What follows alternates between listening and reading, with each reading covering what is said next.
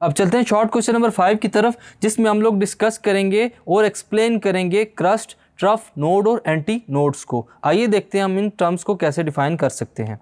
The first one is crust. It is the positive upper portion of the medium from the mean position. अगर mean position से देखा जाए students, तो हमारे पास जो अपर पॉजिटिव पार्ट होता है वेव का, वो क्या कहलाता है? Crust. The next one is it is the negative lower portion of the medium from the mean position. ये हमारे पास अगर मीन पोजीशन से देखा जाए स्टूडेंट्स, तो लोअर पोजीशन होगी किसकी?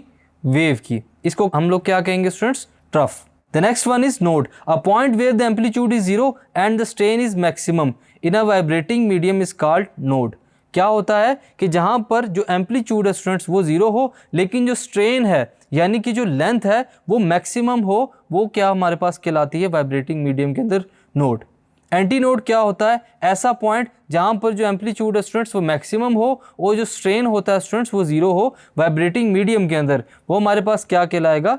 Anti node. सो स्टूडेंट्स, इस क्वेश्चन के अंदर हम लोगों ने क्रस्ट, ट्रफ और नोड और एंटी नोड को डिस्कस किया। Thank you.